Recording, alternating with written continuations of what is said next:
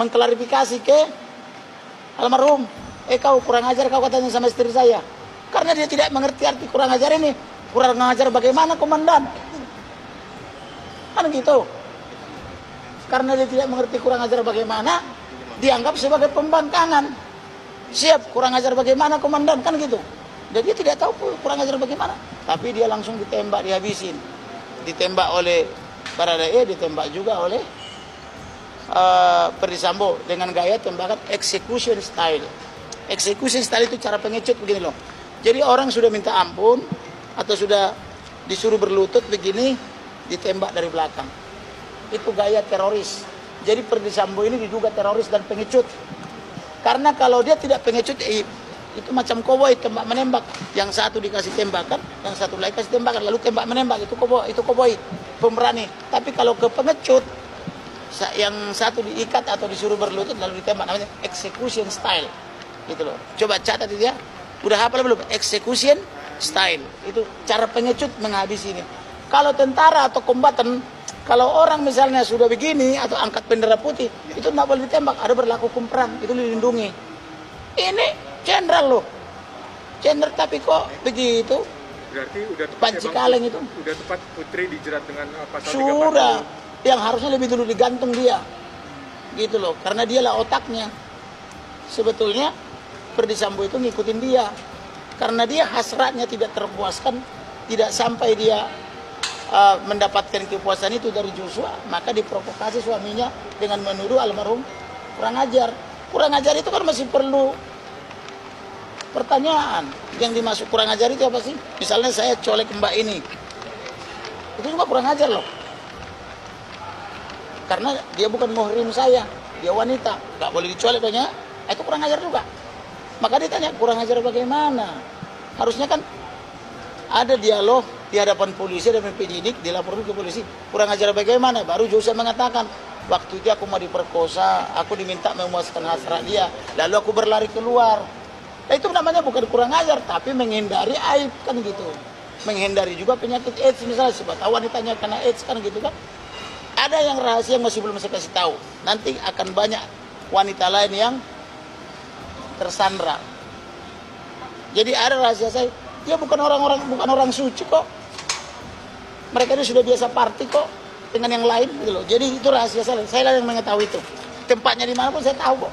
Saya udah bilang, saya ini bergaul dengan intelijen dan macam-macam gitu loh. Tapi aku masih menyimpan rahasia itu. Ya, pengacara keluarga Brigadir Yosua Huta Barat Kamarudin Simanjuntak mematahkan pernyataan mengenai Putri Chandrawati jadi korban pemerkosaan oleh Brigadir Yosua. Ia juga membantah Putri tak punya peran dalam pembunuhan berencana tersebut. Kamarudin pun membongkar detik-detik pembunuhan Yosua yang menurut Kamarudin diotaki oleh Putri Chandrawati. Saya kasih tahu, peran Putri pertama menggoda Joshua. Menggoda supaya dia diperkosa, tapi nggak kesampaian. Karena Joshua pernah mendengar khotbahnya Gilbert Lumindong. Gilbert Lumindong itu pendeta terkenal. Kalau kamu digoda wanita yang tidak kamu kehendaki, kamu berlari katanya. Bukan mendekat. Nah Joshua sudah benar, dia berlari keluar. Menurut dakwaan mereka toh, sama eksepsinya. Maka tidak berhasil Joshua diperkosa oleh Putri Chandrawati. Yang kedua, fakta perbuatan dia. Dia mengundang lagi Joshua ke kamar tidurnya. Ini kan tidak lazim. Perbuatan ketiga, dia menyuap. Menyuap apa namanya itu, saksi-saksi, menyuap LPSK, menyuap lembaga-lembaga lain. Sampai ke arah istana dia mengutus salah satu ketua komisi DPR. Nah, kemudian perbuatan berikutnya, menelpon suaminya, mengatakan almarhum Joshua kurang ajar. Kurang ajar itu kan kesimpulan. Harusnya ada fakta-fakta. Apa sih kurang ajarnya? Kurang ajar itu kan kesimpulan. Sehingga disimpulkan kurang ajar apa? Fakta-fakta perbuatannya. Artinya dia memprovokasi suaminya untuk membunuh. Yaitu tanggal 7. Dia telepon. Sehingga suaminya di Jakarta sudah menunggu untuk merancang kejahatan. Yang berikutnya, nyampe di Jakarta, dia ikut rapat di lantai 3. Pertama, mereka bujuk Bribka RR untuk membunuh dengan hadiah 1 miliar. Tapi Bribka RR nggak sanggup, mentalnya nggak kuat membunuh bawahannya. Bribka RR itu kan satu tingkat di atas Brigadir Joshua. Nggak tega saya membunuh bawahan saya, nggak sanggup saya. Karena nggak tega, Bribka RR turun ke bawah. disuruh Ferdi Sambo. Kalau gitu panggil Baradae. Tapi Bribka R punya kesalahan. Harusnya kau lari-lari kau mau diperintah membunuh, harusnya kalau begitu. Atau gini, kalau kau nanti diminta oleh Putri untuk membunuh atau diminta Ferdi Sambo biar dikasih 1 miliar 2 miliar kau jangan mau, harusnya kan begitu. Tetapi dibiarkan. Aku dipanggil dalam rangka apa, Bang? Nggak tahu aku, katanya. Maka dia naik ke lantai 3 karena dia sendirian dengan pangkat yang paling rendah di kepolisian sebagai Barada. Kau bunuh ini ya, ku kasih 2 miliar ya, kan gitu. Atau ku kasih 1 miliar ya, yang saya tahu sih 5 miliar ya janjinya. Bunuh ya, katanya. Dia sebagai polisi muda menghadapi jenderalnya, dikasih lagi uang. Dia bilang siap. Nah, artinya Putri ikut merancang pembunuhan itu dan ikut menyiapkan uangnya. Ya ada perannya jelas. Menyiapkan uangnya dan merancang pembunuhannya. Kemudian mengajari Ferdi Sambo untuk memakai sarung tangan supaya tidak ada jejak mesiu. Lalu berangkat bersama-sama ke rumah rumah Duren 3 dari Saguling. Kemudian dia membujuk Joshua supaya ikut ke sana karena Joshua nggak tahu apa-apa. Maka ketika tiba di rumah Duren 3, Ferdi Sambo mengklarifikasi ke almarhum, kau kurang ajar kau katanya sama istri saya. Karena dia tidak mengerti arti kurang ajar ini. Kurang ajar bagaimana, Komandan? Kan gitu. Karena dia tidak mengerti kurang ajar bagaimana, dianggap sebagai pembangkangan. Siap, kurang ajar bagaimana, Komandan? Kan gitu. Dan dia tidak tahu kurang ajar bagaimana. Tapi dia langsung ditembak, dihabisin. Ditembak oleh Baradae, ditembak juga oleh Ferdi Sambo dengan gaya tembakan execution style. Execution style itu cara pengecut begini loh. Jadi orang sudah minta ampun atau sudah disuruh berlutut begini, ditembak dari belakang. Itu gaya teroris. Jadi Ferdi Sambo ini diduga teroris dan pengecut. Karena kalau dia tidak pengecut, itu macam koboi tembak menembak. Yang satu dikasih tembakan, yang satu lagi kasih tembakan, lalu tembak menembak. Itu koboi, pemberani. Tapi kalau ke pengecut, yang satu diikat atau disuruh berlutut lalu ditembak, namanya execution style. Gitu loh. Coba catat itu ya. Udah hafal belum? Execution style. Itu cara pengecut menghabisi ini. Kalau tentara atau kombatan, kalau orang misalnya sudah begini atau angkat bendera putih, itu tidak boleh ditembak. Ada berlaku hukum perang, itu dilindungi. Ini jenderal loh. Jenderal tapi kok begitu? Berarti udah tepat Panci kaleng itu. Udah tepat Putri dijerat dengan pasal 340. Sudah. Yang harusnya lebih dulu digantung dia. Gitu loh. Karena dialah otaknya. Sebetulnya Ferdi Sambo itu ngikutin dia. Karena dia hasratnya tidak terpuaskan, tidak sampai dia mendapatkan kepuasan itu dari Joshua, maka diprovokasi suaminya dengan menuduh almarhum kurang ajar. Kurang ajar itu kan masih perlu pertanyaan. Yang dimaksud kurang ajar itu apa sih? Misalnya saya colek mbak ini, itu juga kurang ajar loh.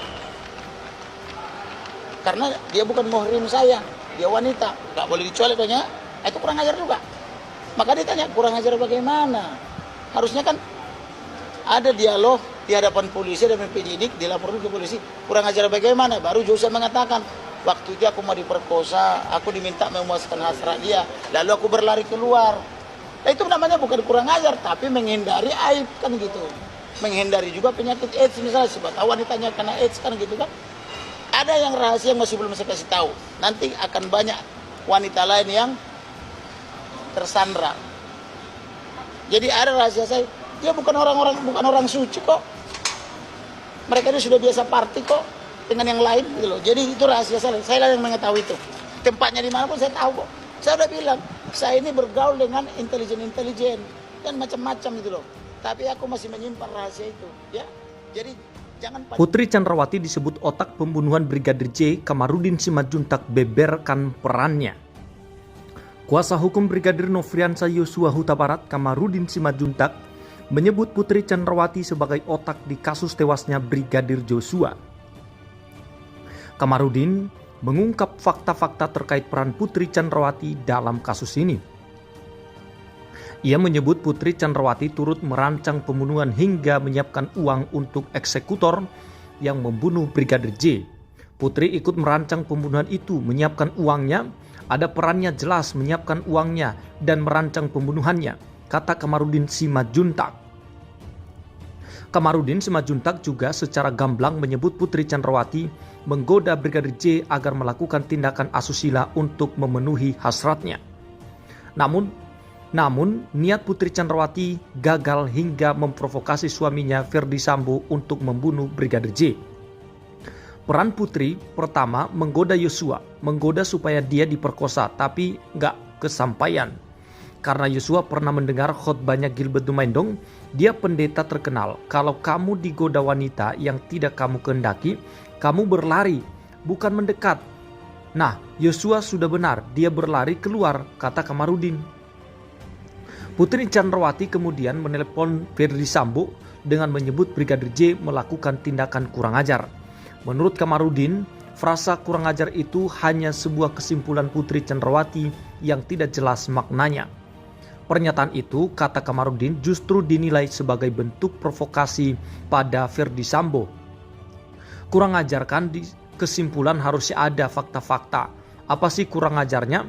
Artinya dia memprovokasi suaminya untuk membunuh, yaitu tanggal 7. Dia menelpon sehingga suaminya Ferdi Sambo di Jakarta sudah menunggu untuk merancang kejahatan. Menurut Kamarudin, pernyataan yang ia lontarkan itu juga diperkuat dengan tindakan Putri Chandrawati yang memanggil lagi Brigadir Joshua ke kamar tidurnya. Hal tersebut dinilai tak lazim karena seorang korban pelecehan berani melakukan interaksi kembali dengan pelakunya. Betul, masuk akal ya.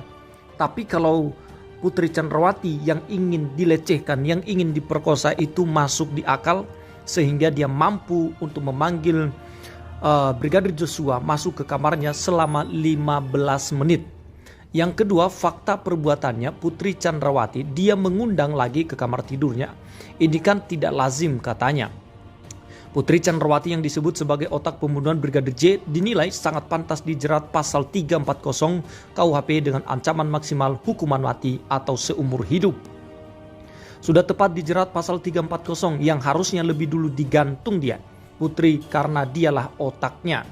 Sebetulnya Ferdi Sambo itu ngikut dia, Putri, karena dia hasratnya tidak terpuaskan, tidak sampai dia mendapatkan kepuasan itu dari Yosua.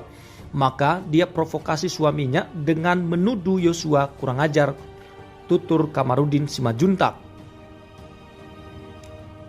Putri Chandrawati disebut memiliki 4 kesempatan untuk mencegah rencana eksekusi mantan ajudannya Brigadir J.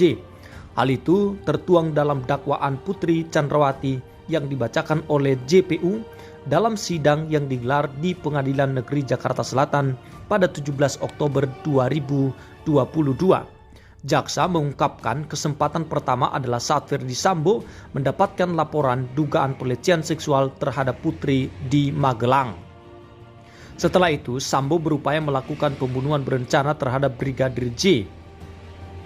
Saat itu Putri mendengar Baradae ditawarkan oleh Ferdi Sambo menembak Brigadir J di rumah pribadinya Kompleks Polri Duren 3, Jalan Saguling, Jakarta Selatan. Kesempatan kedua terjadi saat Putri akan berangkat ke rumah dinas. Saat itu Putri tidak mencoba mencegah rencana kejahatan pembunuhan yang telah dibuat oleh Ferdi Sambo. Saksi Putri Chandrawati yang merupakan suami istri tersebut saling mengingatkan untuk mengurungkan terlaksananya niat jahat. Akan tetapi keduanya justru saling bekerja sama untuk mengikuti dan mendukung kehendak terdakwa Ferdi Sambo, tutur jaksa penuntut umum di Pengadilan Negeri Jakarta Selatan. Kesempatan ketiga, kata jaksa, saat perjalanan menuju rumah dinas Duren 3. Putri juga tetap bungkam dan malah melanjutkan rencana jahat untuk membunuh Brigadir Joshua. Jaksa mengungkapkan kesempatan keempat adalah saat sebelum Brigadir J dieksekusi. Saat itu Putri berada di sebelah kamar dengan jarak 3 meter dari tempat eksekusi yang dilakukan Baradae serta Ferdi Sambo. Jadi jelas sekali peran daripada Putri Chandrawati dalam pembunuhan Brigadir Joshua. Baradae tak ajukan eksepsi kuasa hukum minta Sambo dan kawan-kawan dihadirkan, akui punya strategis khusus. Kuasa hukum Baradae Richard Eliezer Pudiang Lumiu atau Baradae Roni Talapesi yang merupakan kuasa hukum yang bersangkutan sepakat tidak mengajukan nota keberatan atau eksepsi atas dugaan dakwaan JPU pada kliennya. Meski tak mengajukan eksepsi, ternyata Roni Talapesi meminta saksi Putri Chandrawati dan kawan-kawan segera dihadirkan di persidangan. Setidaknya ia meminta ketiga saksi dihadirkan dalam sidang pembuktian selambat-lambatnya 3 hari lagi.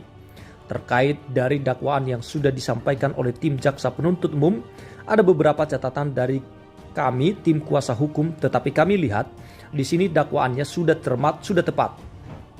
Namun kami pikir bahwa kami akan sampaikan di pembuktian, jadi kami putuskan untuk tidak melakukan eksepsi, kata Roni Talapesi dalam persidangan yang disiarkan di berbagai media sosial.